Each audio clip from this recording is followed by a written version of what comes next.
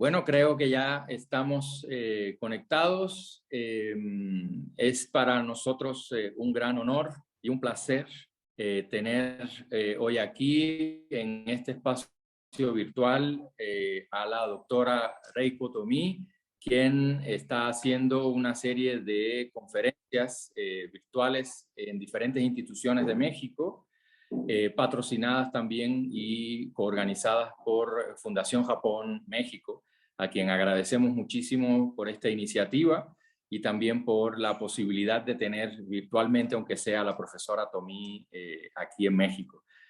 Quisiera entonces, antes de darle la palabra a la profesora Tomí, cederle el espacio a la subdirectora de Fundación Japón México, Mari Sato, para que nos ofrezca unas breves palabras de bienvenida. Muchas gracias. Buenas tardes. A nombre de la Fundación Japón en México, es un gran placer darles la bienvenida a todos ustedes en esta conferencia realizada en colaboración con el Centro de Estudios de Asia y África del Colegio de México. Agradezco al doctor Amaury García, director del Centro de Estudios, por todas las facilidades e interés en la organización de esta conferencia, así como a la doctora Satomi Miura por su apoyo en la coordinación. Propiciar el intercambio intelectual es parte de nuestra misión como Fundación Japón, y con el Colmex somos afortunados de tener una larga historia de colaboración en el área de los estudios sobre Japón. Para aquellos que no conocen a la Fundación Japón, nosotros somos una entidad especial, parte del gobierno de Japón, que difunde la cultura japonesa, promueve el aprendizaje del idioma japonés y propicia el diálogo. La conferencia que impartirá la doctora Tomí el día de hoy se suma a nuestros esfuerzos de acercar a académicos de gran relevancia, no solo a los estudiantes de la maestría en estudios de Asia y África, sino al público en general interesado en conocer más de Japón y, en este caso, conocer más del arte japonés de la posguerra. Como subdirectora de la Fundación Japón, espero que este primer acercamiento entre la doctora Tomí y los jóvenes estudiantes de esta institución sea muy enriquecedor para ahondar su conocimiento del arte japonés de los años 1960. Y espero que también sea una semilla para futuras invitaciones e intercambios de la doctora con la institución. Disfruten de la presentación. Gracias. Muchas gracias a la subdirectora Sato por sus palabras. Y la doctora Reiko Tomí es una investigadora y curadora independiente que se especializa en historia del arte japonés de posguerra. Después de recibir su doctorado en historia del arte norteamericano de posguerra en la Universidad de Texas en Austin, trabajó en el Centro de Arte Contemporáneo Internacional, SICA, por sus siglas en inglés, donde desarrolló su primer proyecto, organizando el archivo personal para una exhibición de Yayoi Kusama. La primera retrospectiva de la obra de Kusama, realizada en 1989 en Nueva York, y que la doctora Tomí organizó con Alexandra Munro, contribuyó a la fama de nivel internacional de la artista japonesa. A partir de 1992, la doctora Tomí ha trabajado como investigadora independiente. Entre sus múltiples colaboraciones con Alexandra Munro podemos citar la publicación del libro Japanese Art After 1945, Scream Against the Sky, que se enfoca en el arte japonés posterior a 1945. Desde 1992, la doctora Tomí ha colaborado con numerosas instituciones y académicos y tiene una larga historia de trabajo en curadurías de exhibiciones sobre arte japonés de posguerra, así como publicaciones diversas, tanto en publicaciones periódicas como en libros. Ha trabajado también de manera muy estrecha con importantes nombres en el mundo académico vinculado con el arte japonés de posguerra. Su primer libro monográfico, llamado Radicalism in the Wilderness, International Contemporaneity and the 1960s Art in Japan, fue publicado por la editorial MIT en el año 2016. El libro, que es altamente considerado por la academia vinculada con la historia del arte japonesa, además recibió en el año 2017 el premio Robert Motherwell, y también en el año 2019 el libro sirvió de base para una exhibición muy importante sobre el mismo tema en colaboración con la Galería Yukie Kamiya en la Japan Society en Nueva York. El trabajo académico de la doctora Tomí es pues, muy conocido a nivel internacional. En México ya ha tenido varias sesiones en su ciclo de conferencias y pues yo prefiero pues, darle ahora la palabra a ella para que nos ofrezca su presentación del día de hoy. Professor, to me, it's really an honor and a big pleasure to have you here virtually in Mexico. It's a shame that the pandemics forced us to organize everything virtually, but we will be extremely happy to have you here. Our students are very excited of having you virtually here at Colegio de Mexico, and I will give you the whole floor for your talk today. Thank you very much. Thank you, Professor. I'm so happy to be here, even virtually. Maybe virtual may be better sometime, but anyway, let me share the screen to begin my talk. The title of my talk is A Test Tube of New Art, Naiqua and Rental Galleries in 60s Japan. In recent years, the idea of multiple modernisms has been increasingly accepted in world art history. The multiplicity of modernism means that each modernism in a given locale, rooted in its own origins, has developed not just visual, but also other material and intellectual expressions of modernity particular to this locale. However, this development did not take place in a self-contained space, such as Japan, for example, but was varyingly informed by an intersecting mix of internal and external situations. In other words, the development of modernism in each locale was underscored by its local situation and transnational or global encounters. Furthermore, these localized manifestations of modernism are enmeshed in a large transversal matrix of modernism, such as vernacular modernism and decolonial modernism. To recognize this is the starting point of the examination of multiple modernisms. Simply put, in order to study multiple modernisms, we need to factor both local or micro specificities and global or macro frameworks. This is easier said than done. In deciphering a given modernism, caution must be taken against a facile assumption of universality, because macro is often equated with universal, which is frequently a tacit assimilation of Euro-America. This makes each locale potentially fraught with locally situated landmines, if you will. In studying 60s art in Japan, such landmines are not few. Rental gallery or Kashigaro is one such landmine in 60s Japan. In order to consider the rental gallery, let us begin with one unfortunate episode of stepping on landmine. In 1966, the Museum of Modern Art in New York, hereafter abbreviated as MoMA, presented the new Japanese painting and sculpture, an exhibition organized by its curators, William S. Lieberman and Dorothy C. Miller. In the accompanying catalog, Lieberman outlined the art world in Japan based on his field research there.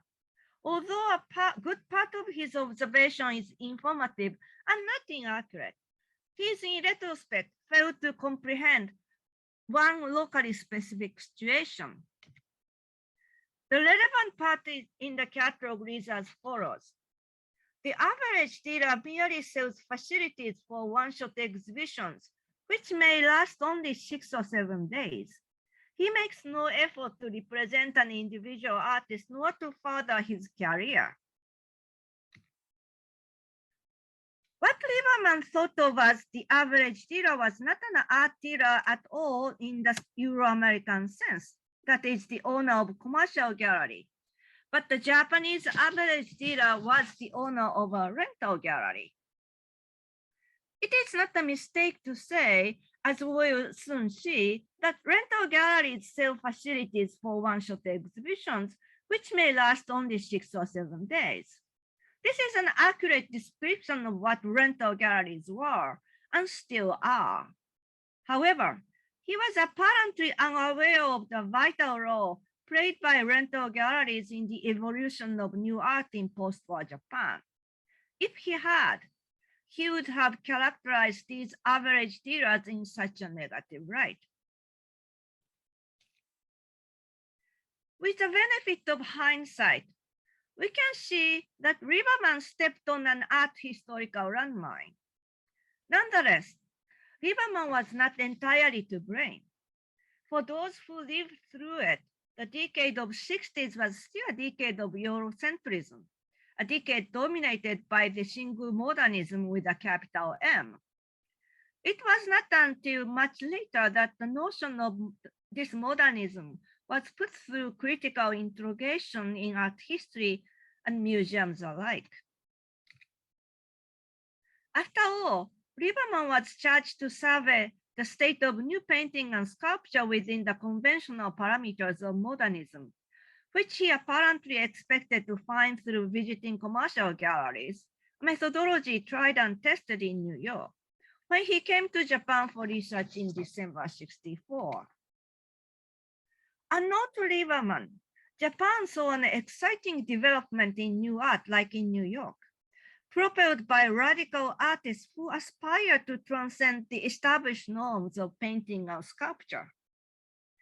By the time Lieberman visited Japan, these artists had found their ideal habitat in the thriving scene of rental galleries, especially in Tokyo, as well as in extra gallery spaces like urban streets and sometimes remote landscapes that I call the wilderness.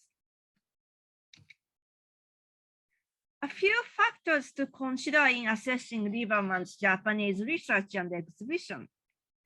Conceptually, one's research method would have differed whether one places emphasis on which of the two, new or painting and sculpture, wherein painting and sculpture was significantly older practice than new art in 60s Japan.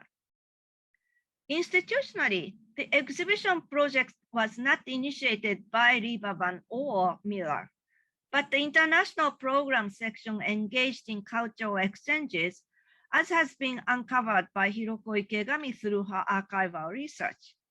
The two curators merely followed the top-down decision despite their unwillingness, although they managed to put together a respectable roster of moderately progressive painters and sculptors. Ultimately, we also have to evaluate Lieberman's individual aesthetic orientations.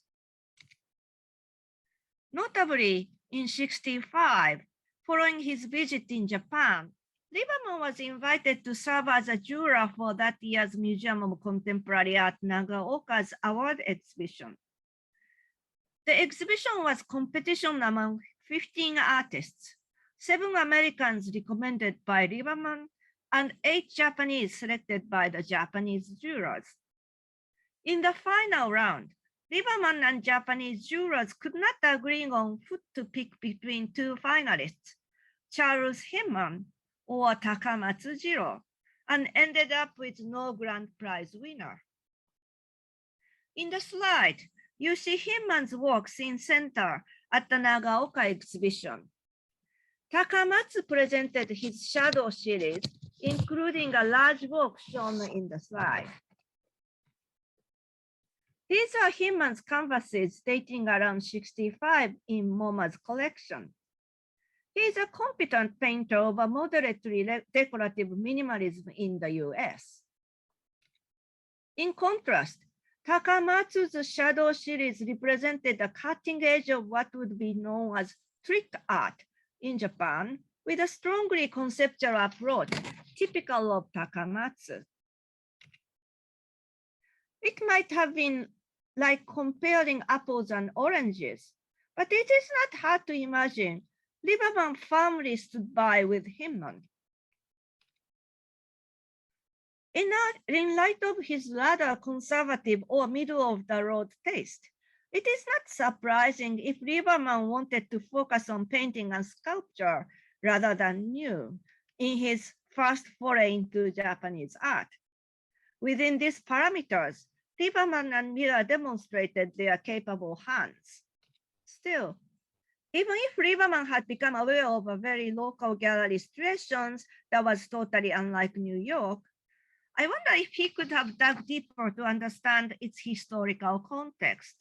That is to say, in modern Japan, not just rental galleries, but rental spaces historically played an indispensable role in the formation of modernism. Indeed, without studying a variety of rental spaces, we cannot accurately understand the history of modernism in Japan since the late 19th century.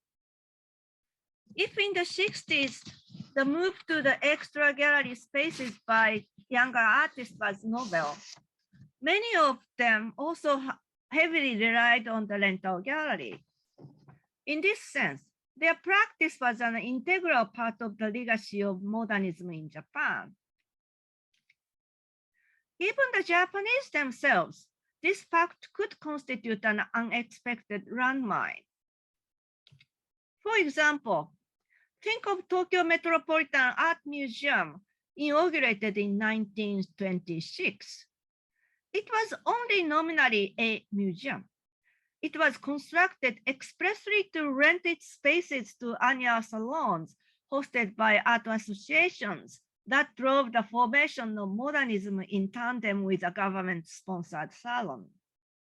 The Tokyo Metropolitan was never expected to function like MoMA, a canonical museum in the Western sense that collects, studies, and exhibits works of art. Some may argue, see how behind Japan was. My intention of making this above point is far from it. Rather, I would like to point out that this kind of discourse of belatedness embodies nothing but an internalized Eurocentrism on the margin. This is precisely the landmine the Japanese too should be aware, lest they should step on it.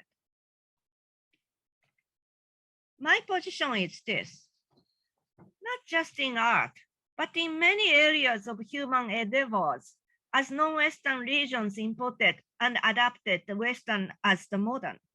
Each region identified local concerns, devised local situations, and formulate and develop local expressions of modernity.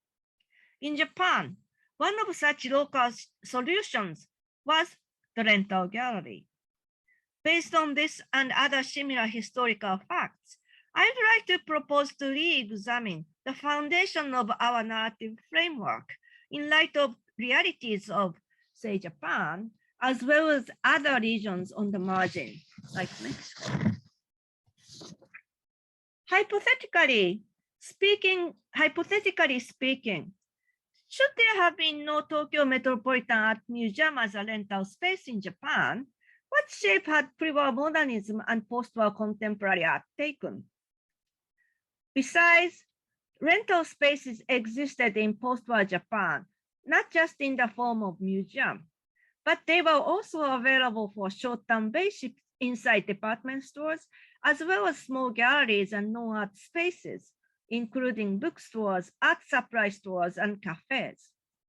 Rental galleries that proliferated in post-war Japan extended this local tradition. In post-war Japan, the number of rental galleries grew exponentially. According to the gallery directory in the inaugural issue of Bijutsu Nenkan, meaning Art Annual in 1957, published to supplement the monthly magazine Bijutsu Techo or Art Notebook, there were 34 galleries listed for Tokyo in that year. The number demonstrates Tokyo's undeniable centrality in comparison to 12 galleries listed for Osaka, Kyoto, and Nagoya combined. The 34 spaces in Tokyo represented a full spectrum of aesthetic positions, from the more conventional yet ubiquitous yoga, Western style painting, and Nihonga, Japanese style painting, to the more novel and occasional Gendai Bijutsu, contemporary art. 20 of 34 were rental galleries that catered to practitioners of yoga and Nihonga, as well as contemporary artists. The status of rental gallery was indicated by the yen figures, mostly in the thousands, given in the column of daily rental fee. The column for rental period usually showed weekly slots, that is 5 to 7 days.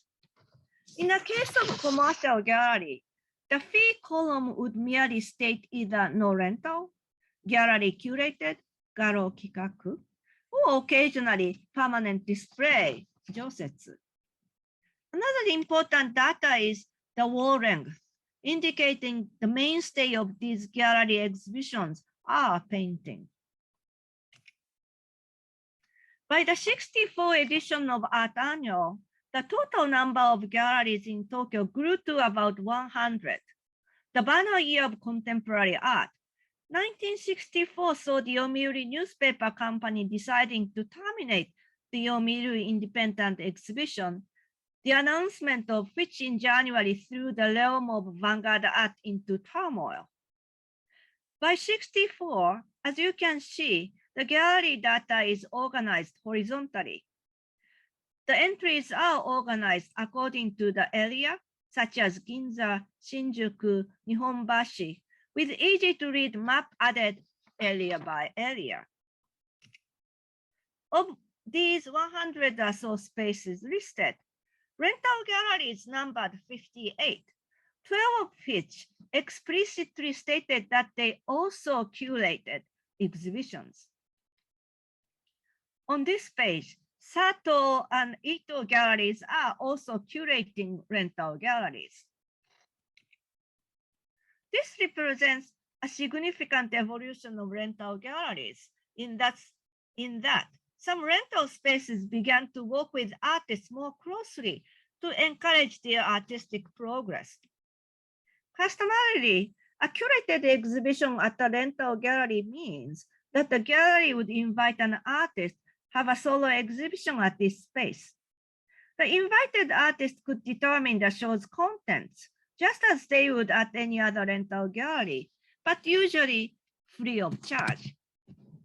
It should be noted that curated exhibition in all practicalities means no fees involved, diverging from the traditional sense of organized by a curator and such.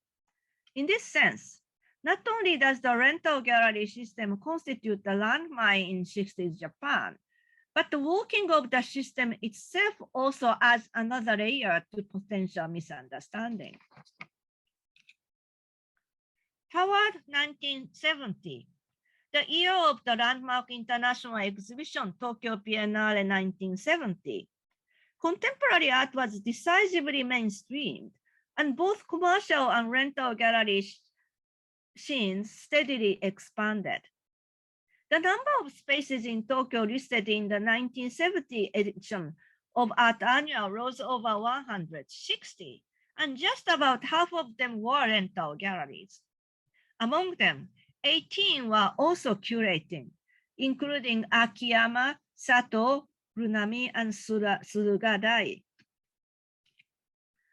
With gallery-curated exhibitions, the benefit was mutual. They enhanced the standing of galleries among conventional rental galleries. For example, Sato Gallery was known for the discerning eye of Baba Akira, a painter hired to manage the space and carefully screen artists, even for rental shows. For artists, to be given a curated exhibition at a rental gallery accrued both financial and critical benefit. Financially, invited artists did not have to pay the 1 week's fee, which would amount to, say, 20,000 yen at Sato or 30,000 yen at Runami in 64. These were considerable sums, especially for young struggling artists, when the starting monthly wage of college graduates working for the national government was 18,000 to 19,000 yen. So the monthly rental gallery, I meant the weekly rental gallery fee is more than the first year wage of the national government employee. Critically, short of being picked up by a commercial gallery, an almost impossible prospect for contemporary artists, it was a badge of honor because those rental galleries that curated exercised aesthetic judgment to select artists for their curated slots. Granted, support did not come in the form of representation as Lieberman would have expected. Still, by giving no-fee exhibitions to young and ambitious artists, rental gallery indeed helped them gain exposure and critical attention, thereby furthering their careers. In a sense, these rental galleries effectively functioned as a non-profit alternative spaces like those in Europe America that have supported contemporary artistic practices without formal representation. In the post-war history of rental galleries, two venues in Tokyo stands out. One is Takemiya Gallery, a space run by an art supply store. Takemiya curated its solo exhibition series based on recommendations from the revered art critic Takiguchi Shuzo, who expounded on the importance of solo exhibitions for emerging artists. Altogether, 208 exhibitions were presented from 1951 to 57 at Takemiya. The other was Naiqua Gallery, a short-lived space that existed from 63 to 67, known for its emphasis on experimentalism. From the beginning, it was indeed to be a short-term venture. The owner, Miyata Kunio, was then a medical student whose father, an internist, had recently passed away. Miyata needed a few more years of training before opening his own practice at the office he inherited from his late father. Nakanishi Natsuyuki, his childhood friend and a member of the group Highlight Center, advised him to open a rental gallery with a signage that advertised its specialty, Naiqua, meaning internal medicine, intact, calling it Naiqua Gallery. The young Miyata was an ardent advocate of experimentalism. The announcement for Naiqua's opening in 1963 bears his gallery manifesto, which reads, "Rental gallery is a test tube, if you will, in which anything can be placed, which anybody can occupy and use at his will. It's a transparent and completely characterless space. Today, when the experiment spirit must be consciously emphasized, the rental gallery, akin to a test tube, will be immensely effective. If the need for an art movement in vivo is asserted, it does not follow that we need not experiment in vitro. In fact, to this goal, many test tubes, that is, many rental galleries are needed. By the way, we can use a test tube as a single flower vase, or even as a whiskey glass. A test tube functions as such only within the laboratory and only in the hand of an experimentalist with a clear intention. I sincerely hope that Naiqua Gallery will function precisely like a true test tube." No doubt, Miyata's friendship with Nakanishi made him aware of the lively vanguard scenes. Unburdened by the need to make profit beyond paying the rent, Miyata genuinely found pleasure in witnessing the birth of new movements at his place and personally getting to know young artists of his generation. Naiqua's location was favorable, right in front of Shimbashi Station and on the western edge of the Ginza Gallery district. a single room with walls 18 meters long, Naiqua hosted an impressive list of 125 exhibitions from May 63 to February 66, as researched and documented by Miyata Yuka. A number of them immediately or subsequently entered the annals of 60s art in Japan. In the gallery guide in the art annual, Naiqua never listed itself as also curator, but Naiqa's modest but curated program, in the true sense of the word, was key to its advocacy of experimentation. Miyata began the curated program auspiciously by inviting Nakahara Yusuke, one of the so-called Big Three critics, to guest curate. It resulted in Room of Alibi in July 63, in which Nakahara brilliantly interpreted the latest tendency of anti-art, Hangeijutsu, by assembling ready-made based works by 10 artists.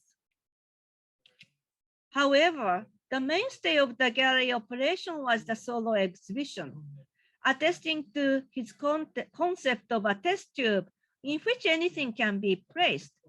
Naiqua presented a broad spectrum of tendencies from abstraction to pop, from conceptualism to a broad spectrum of tendencies from abstraction to pop, from conceptualism to installation art. Some luminaries of new art, such as Highlight Center, Shinohara Ushio, and Matsuzawa Yutaka, are known to have been invited to show their work without fees. Knowing Naiqa's critical reputation, some others chose to show at Naiqua by booking their slots and paying their daily fees of 4,000 yen. However, with no financial record left, it is not easy to ascertain which exhibition was indeed invitational or not. Given Miyata's connection to Nakanishi Natsuyuki, it is not surprising to see more than 10 exhibitions of conceptualism, 15 to be precise, out of the total of 120 exhibitions. Nakanishi's collective Highlight Center had 2 exhibitions. One was their 6th mixer plan in May 63, held before the formal opening of the gallery. The other was their historic Great Panorama exhibition in 64.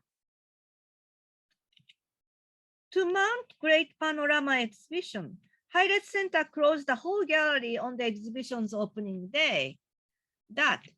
It was also called closing event. And the group opened the gallery on the last day with a closing party. On December 64, Matsuzawa Yutaka also closed Naiqua Gallery, although there is no documentary photo of it. An empty exhibition in which no work was shown dates back to 58, when Yves Klein staged the so-called Void at Iris Square Gallery in Paris. However, so long as actual closing of the gallery space is concerned, it began by Highlight Center and slightly later Matsuzawa Yutaka in 64, an important event in world art history. In the Western logic, the gallery is a site of commerce.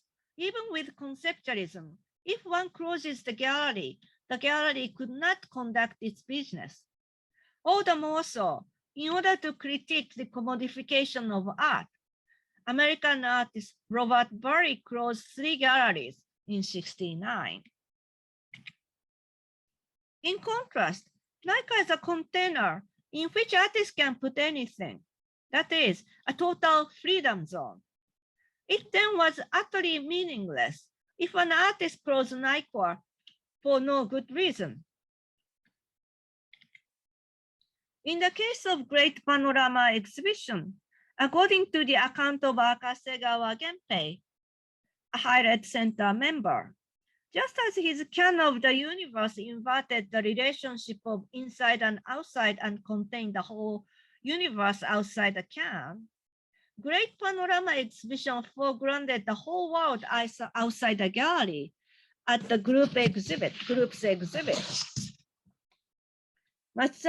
Matsuzawa's case is far more complicated, so I suggest you read my book. I explained it in detail.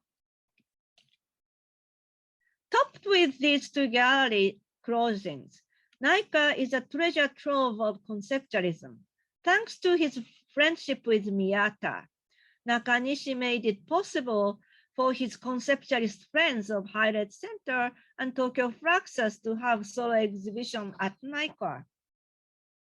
Yoko Ono was a returnee from New York and vital liaison to Fluxus and such vanguard composers as John Cage in New York. She staged 7 one-day events at Naiqua. Izumi Tatsu joined Highlight Center after the group was formed. In his first contribution to Naiqua in July '63, Izumi in effect officiated the former medical office as a gallery. Conscious of this fact, he used the gallery space itself as the subject of his exhibition events by placing captions on various fixtures in the room, as in 6 fan for a ventilation fan. Miyata himself commented, "It appears the gallery itself was a work, and I was part of the work too." Izumi even organized the closing event of the exhibition, anticipating Highlight Center's closing party for Great Panorama exhibition. In December '63, Kubota Shigeko had her solo exhibition at Naiqua, and soon after she left to join Fluxus in New York upon Namjoon Paik's advice. Kubota's exhibition, titled First Love, Second Love, may be best understood as a 2-part conceptual installation work. An elaborated invitation she mailed out functions as an instruction for the gallery installation. A translucent sheet of paper overlaid on the invitation ticket bears a typewritten text that reads, "Make a floor with waste paper, which are all love letters to you. Spread a sheet of white cloth on the floor. Skin your lip by yourself. Kiss a man who has mustache in audience." She also prepared a handwritten CV, a photo of herself making a metal sculpture in her yard, and 3 photographs, each showing a part of a metal sculpture laid on white paper or cloth, marked as First Love, Second Love, and Third Love. These items are likely prepared for publicity purposes, as this particular set was found in a green envelope of Naiqua Gallery, addressed to Miki Tamon, a then curator of the National Museum of Art, Tokyo. In her later account, Kubota explained how she made her installation at Naiqua, and you can see Kubota there in her installation at Naiqua. She spread her own love letters over the floor, on which she made a mountain of used newspaper purchased from a ragman, covered it with a white sheet, and placed an iron sculpture on top. So you can see the sculpture, a long sculpture, I think, iron sculpture there too. The viewer was supposed to climb the mountain to see the sculpture on top. In belief, she orchestrated a space to experience sculpture. Tone Yasunao was a member of group Ongaku and friendly with Akasegawa. Tone taught Akasegawa how to compose a music by way of creating an event. Tone's solo exhibition in October '64 was Tone Prize exhibition, intended to critique the jury system of salons and competitive exhibitions. Contrary to the traditional jury selection, Tone gave away the namesake Tone Prize to all participants. While the invited jurors, his colleagues, determined awardees based on their own criteria. Notably, Yoko Ono's prize was solely intended to a male artist, engendering a reverse sexism in spirit. On the first day of Tone exhibition, Naiqua Gallery was filled with entries to the competition. Among the entry was Highlight Center, who presented cleaning event, officially known as Be Clean, and campaign to promote cleanliness and order in the metropolitan area. The event involved cleaning the streets of the busy shopping districts of Ginza animated by Tokyo Olympic Games. Their irreverent performance successfully won a Tone Prize. In this photograph by Hirata Minoru, we can see a signboard and armband. You can see the armband here, along with the ribbon on the wall. It may not be an overstatement that small as it may be, Naiqua Gallery was one of major platforms from which new art emerged in 60s Japan, along with the internationally famed Sogetsu Art Center, which was backed by the large cultural capital of the Flower Arrangement School that promoted the intermediate experiments. Small as it might have been, Naiqua enlivened the vanguard scenes as provocatively as Sogetsu Art Center. However, conceptualism was not the sole beneficiary of Naiqua Gallery. By far, no other artist of 60s Japan benefited from the existence of Naiqua than Shinohara Ushio. You can see Shinohara facing to us. Shinohara's significance in 60s art in Japan can be understood by the fact that he was among two Japanese finalists of the Nagaoka Contemporary 65 Prize exhibition, along with Takamatsu Jiro. In this slide, Shinohara's very pop canvases can be seen next to Hinman's minimalist canvases. Complete opposite of the cerebral Takamatsu, an action-oriented Shinohara published a semi-autobiography, Avant-Garde Road, in 1968. His words of lived experiences intimate how local 60s Japan was. In the early 60s, when Shinohara was immersed in action art, his thinking went as follows. The spiritual freedom that arises from the rewardless act, Musho no koi of art with a capital A, Geijutsu, is nothing but a thing of the past. In front of an interviewer's microphone, a serious discussion of art is useless. He who loudly says something shocking wins. In front of a camera, he must not hesitate but start dancing naked. This idea propelled his signature practice of boxing painting and other action-based work from 1959 onward.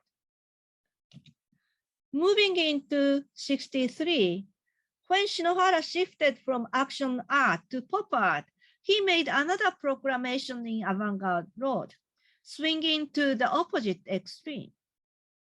Inspired by the commercially successful pop art in New York, he decided to bring the age of galleries to Japan in the mid-60s. He wrote in Avant-Garde Road as follows, entering an age of galleries. However, we will throw in our avant-garde works that is a monster into a 2DK apartment, equipped with a kotatsu heater. In return, we decided to receive plenty of dough. What kind of gallery did Shinohara talk about? Apparently, commercial galleries that would bring money to artists. Indeed, by the mid-60s, Tokyo began to see a small sign of market for contemporary art, with a handful of commercial galleries, such as Tokyo Minami, Nantenshin, and Aoki specializing in contemporary art. However, the reality of Japan vastly differed from that of New York. And if we examine Shinohara's chronology, another reality emerges. His heavy reliance on rental gallery. Between 63 and 65, the crucial period when he developed not one but two pop-inflected series, he had 10 solo exhibitions over this 3-year period, a stunning frequency in and of itself, and all were held at rental galleries. Notably, 8 of them were held at one venue, Naiqua Gallery, painted in green. Shinohara recalls how Miyata would give him an urgent call at the last minute, whenever he had a hole in his calendar. Not many artists could get ready for a solo exhibition at a moment's notice, let alone at this frequency. In retrospect, the successive opportunities for intensive production were the best support Shinohara received from Miyata. Igniting a fire of creativity in the artist, Naiqua enabled him to make a swift transition from his action phase and fully develop his pop styles. It first manifested in the series of imitation art beginning in 63, followed by another series, Oiran, starting in 64. Especially important was the ongoing exploration of the Oiran series. The artist is the first to admit his indebtedness to Naiqua, as he recalls. Before that, I had small shows at Naiqua Gallery. These tiny shows helped me grow. Hearing that means his first commercial gallery exhibition held in 66 at Tokyo Gallery. Under the title of Dole Festival, he made a splash with a number of large Oiran works. The most spectacular was Dole Festival, consisting of 3 panels and as wide as 4 meters. Ironically, in 60s Japan, a gallery representation did not come free of charge either. Lieberman would be surprised to know. Yamamoto Takashi, the owner of Tokyo Gallery, tried to help him get some sales by producing silkscreen prints from Dole Festival and a few other works, but nothing was sold from the exhibition itself. Thus, according to the gallery, he incurred a huge debt of 330,000 yen from transportation, framing, and opening expenses, which was more than $900 at the time, or about 10 weeks worth of rental gallery space. Tokyo Gallery took the largest painting, Dole Festival, in lieu of payment. The work was eventually sold to Yamamura Tokutaro, a collector known for his guitar collection, and it was subsequently acquired by the Hyogo Prefecture Museum of Art as part of the Yamamura collection. No greater support a gallery can give to an artist than to place his work in an institutional collection, even decades later. Tokyo Gallery went on to show Shinohara's works in group exhibitions and continued to support him. Yet, in the late 60s, Shinohara saw no prospect for his career in Tokyo and moved to New York in 69 on a JDR third fund grant. It's a Rockefeller money. In New York, his creativity and productivity continued to flourish to invent new works. The series of motorcycle sculpture, an expansive body of vivid narrative-based paintings and drawings. As he gained critical attention in his new home, he was given a solo exhibition at Japan House Gallery, which is now Japan Society Gallery, in '82. In Tokyo, He established a lasting relationship with Gallery Yamaguchi in Tokyo in 1981. Until the untimely death of the owner Yamaguchi Mitsuko in 2010, he continued to show with her. Notably, Gallery Yamaguchi was a new breed of also curating rental galleries in that it actively represented artists, primarily selling their works to public museums, whose number significantly increased since 1970. The foregoing is one key element of the evolutionary path that modernism in Japan took, situated in the locally specific conditions. Notably, the practice of artists and the concerns of institutions too evolved over years. It also makes a cautionary tale for study of multiple modernisms. Few practices are exactly what they look like or sound like, inextricably situated between the local and the global. All the more so, it is important to construct world art history from bottom up to narrate not a universal story, but a globally resonating story. Thank you. This is it. This is the end. Thank you very much. Thank you very much. Well, I don't see any more questions. And again, Professor Tomi, thank you very much for joining us and also for your enthusiasm in answering our call to organize all these activities. And I also would like to thank again Japan Foundation Mexico for being behind this series of talks. So for this kind of Mexico tour, virtual, and let's hope the pandemics and many other things will get aligned in order to have you here in person in the near future. I'm looking forward to it. Thank you. So, thank you very much to you. Thank you very much to the ones connected in Zoom and the other audience who is following us in Facebook Live. Muchas gracias a todos y que tengan muy buenas noches y hasta la próxima.